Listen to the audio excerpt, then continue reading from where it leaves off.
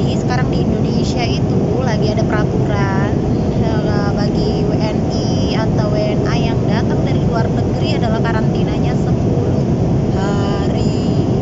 Nah, pas banget ini pas kedatangan gue. Nah, aku bakal sharing tadi dari pertama aku proses check-in pesawat di Karachi. Aku pergi dari Karachi, jadi rutenya Karachi Doha Pakistan. Alhamdulillah check-in berjalan dengan lancar. Yang diminta adalah dokumen-dokumen seperti paspor, ID, visa, apalagi kartu vaksin, hasil PCR, dan yang paling penting adalah peraturan baru dari maskapainya.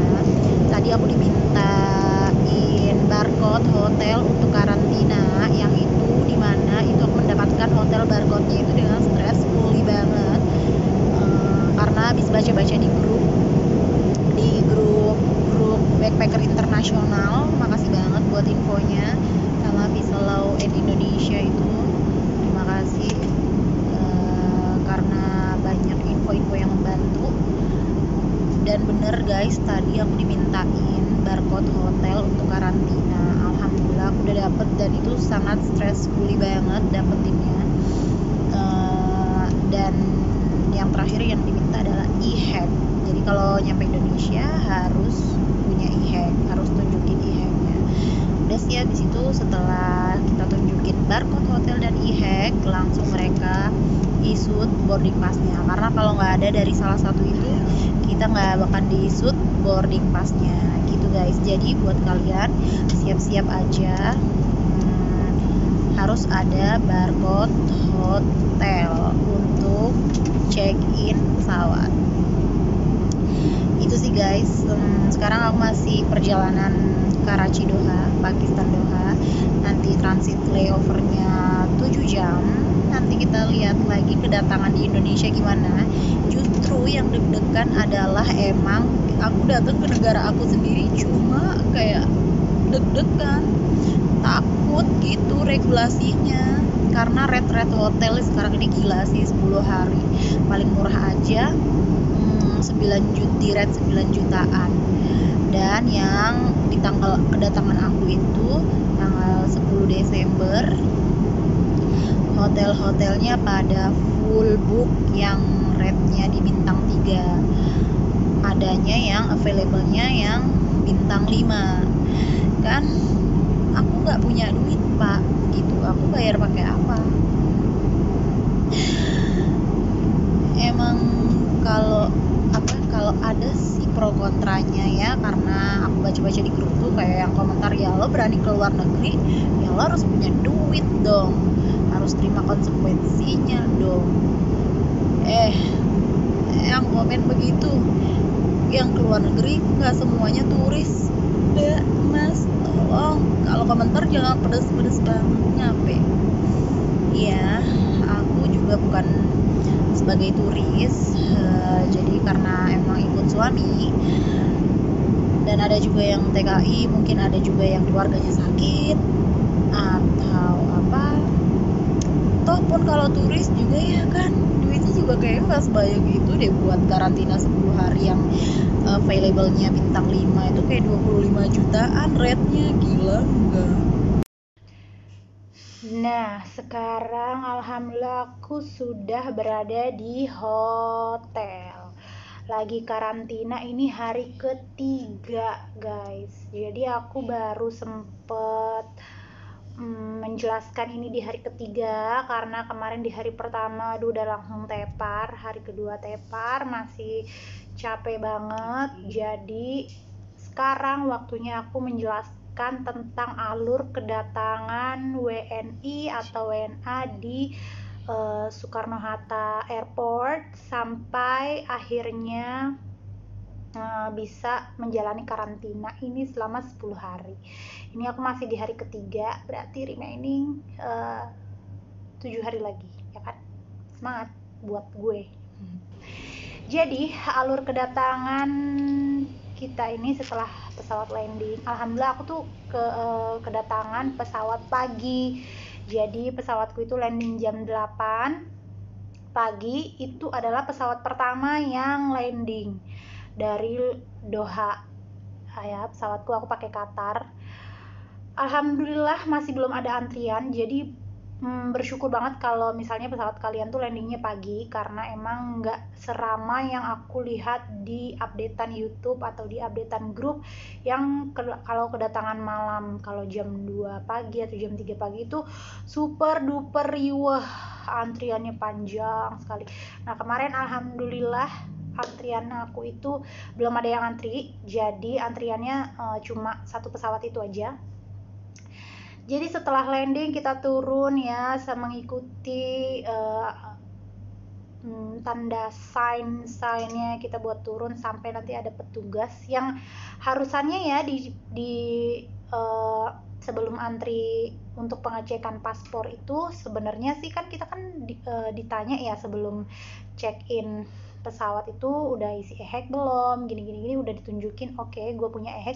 Tapi setelah di bandara ternyata e-hack itu tidak diperiksa sama sekali, walaupun ada tuh pelangnya pengecekan e-hack dan sebagainya, tapi kita terus jalan lurus terus sampai akhirnya di pos pertama kita disuruh duduk satu baris itu diisi dua orang itu kita disuruh nunggu untuk pengecekan paspor di pos pertama. Jadi kita pengecekan paspor, setelah kita dicek paspornya kita masuk ke pos kedua, itu antri lagi juga. Di pos kedua ini kita dicek jenis visa, kartu vaksin, sama kartu PCR, hasil PCR dari negara sebelumnya itu yang 72 jam itu ya. Itu setelah itu kita ditanya kan dari jenis visanya. Nah kebetulan emang visa aku ini emang bukan. Di pos kedua ini kita ditentukan kita dapat wisma atau dapat hotel, karena yang di wisma ini yang bisa masuk wisma adalah yang punya visa pelajar atau worker ya, sedangkan yang selain itu harus punya barcode hotel, atau kalau yang belum punya barcode hotel langsung dipaksa ke pos selanjutnya PCR itu. Nanti di pos ketiga itu ada tuh nanti orang-orang hotel yang menawarkan yang available tuh hotel mana gitu. Lalu aku berkompromi lah dengan petugas, aku bilang aku emang bukan turis, bukan pelajar juga dan bukan worker juga, bisa nggak kalau aku itu dapat visa dapat kuarantin fasilitas dari Wisma Atlet gitu ya. Aku beralasan lah karena harga hotel itu mahal, udah gitu di kedatangan aku 10 Desember itu hotel-hotel yang bintang 3 itu pada full book dan aku tuh stressful berat karena cari hotel yang dengan budget yang terendah gitu kan. At least budget yang terendah aja tuh di angka 8, 9, 10 ya kan. Itu tuh udah pada full book semua dan di kedatangan aku, tapi alhamdulillah waktu itu aku cuma diinfoin ada satu room nih tinggal available satu room. Jadi mau nggak mau aku udah dapet, maksudnya buat jaga-jaga ya, feeling aku tuh udah mengatakan kalau aku nggak dapet wisma gitu karena ntar bakalan ya drama lah atau apalah gitu. Nah aku udah mencoba, tapi aku try to say to that staff kalau bisa nggak kompromi nih, bisa nggak ya gitu. Terus petugasnya lah bilang nggak, kalau mbak ini kategorinya ini, walaupun aku tuh punya POC guys, Pakistan Origin Card, jadi kategorinya ya bukan pelajar bukan worker, cuma kategorinya harus di hotel. agak menangis ya emang dompet ini. Udah gitu, udah setelah kompromi orangnya bilang nggak bisa mbak, tetap harus masuk hotel gitu, harus yang di kategori hotel. Ku bilang tolonglah gitu, saya ini lagi hamil, ini duit buat jaga-jaga ntar biaya persalinan, gue bilang gitu. Pokoknya udah semua aku jelasin. Seorangnya bilang mau nggak kalau nunggu sampai nanti ya kira-kiranya jam 2 pagi dia bilang gitu, buat konfirmasi nanti di Wisma itu ada yang kosong atau tidak. Ya secara ya guys, kalau aku datang itu jam 8, ya antri-antri setengah 9, jam 9, terus suruh nunggu lagi sampai jam 2 pagi, ya siapa yang mau ya kan, udah gitu udah lelah sekali. Ya akhirnya aku bilang oke, I will take hotel, dan alhamdulillahnya aku tuh udah punya barcode hotel, jadi udah nggak worried lagi, soalnya yang ditawarkan, yang available seperti sebelah aku yang antri itu juga dia belum ada barcode hotel, dia kedatangan dari Turki, itu belum ada barcode hotel, itu dia ditawarin oleh pihak-pihak hotel yang available di bandara itu cuma yang bintang 5. At least yang bintang 5 itu minimal 22 juta, budgetnya 22 juta ke atas, ya kan. Dia udah bingung banget mau gimana, cuma aku nggak ngerti gimana, terus aku langsung aja menuju pos ketiga, yaitu pos PCR. Karena aku udah punya barcode hotel, jadi udah aku tunjukin aja barcode hotelnya, terus dipisah. Pos ketiga tuh dipisah, yang PCR untuk hotel itu bisa langsung, yang PCR untuk Wisma itu masih lagi antri. Ya udahlah, kita ke pos ketiga akhirnya PCR. Terus setelah pos ketiga aku disuruh ngikutin petugas yang berrompi coklat untuk menemui pihak hotel yang setelah pemeriksaan pos ketiga. Setelah itu aku ditanyain banyak hotel mana, terus langsung dipanggilin pihak hotelnya, woi sini gitu. Oh iya, selamat datang Ibu Desi, selamat pagi, kami dari pihak hotel gini-gini, silakan duduk. Saya disambut dengan baik, dikasih snack, dikasih minuman. Terus habis itu disuruh duduk, kita disuruh nunggu sampai hasil PCR keluar. Aku kemarin tuh nunggunya 2 jam lebih gitu sih. Nah, gitu guys. Setelah hasil PCR keluar, pihak hotel ngabarin, oke, ini hasil PCR-nya, Ibu sudah negatif. Terus habis itu kita bisa langsung cabut ke hotel, ya kan. Udah dari situlah akhirnya setelah nunggu 2 jam, ya 2 jam lebihan lah, 2 jam 30 menit mungkin kemarin, karena hasilku kok lama ya. Ternyata di sana tuh ada 2 lab yang menanganinya, jadi ada lab apa sama lab apa gitu, itu kecepatannya tuh berbeda. Nah, yang nentuin gue lab apa tuh ya dari petugas di pos ketiga itu guys. Udahlah, dari hasil PCR keluar, gue langsung keluar lagi. Itu masih ada dicek lagi sama bapak polisi dan tentara, ya kamu dari hotel mana, gini.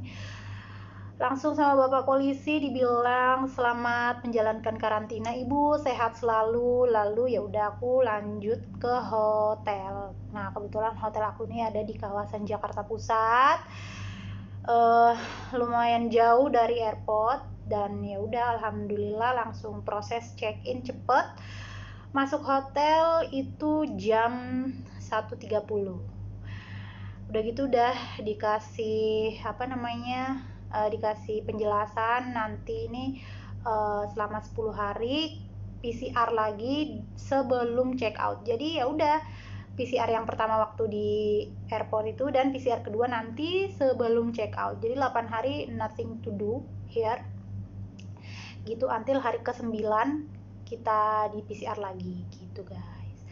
Jadi ya kalau menurut aku ya, kalau kalian sudah tahu kalau bukan golongan pelajar dan worker, mendingan jaga-jaga pesen hotel dari sebelumnya. Karena kalau kalian jagain, misalnya mau nunggu, pengen deh gue nyoba yang gratis, ya siapa sih yang nggak mau gratis ya kan, aku juga mau gitu, tapi karena kondisi tidak memungkinkan gitu ya, jadi ya udahlah ya, mari kita ikhlaskan saja gitu, demi menjaga kesehatan ya kan, katanya demi menjaga kesehatan, walaupun dompet ini menangis gitu kan. Tapi overall alhamdulillah kalau sudah punya barcode hotel nanti perjalanannya tuh smooth, lancar, disambut dengan baik, pihak hotelnya pun ramah-ramah.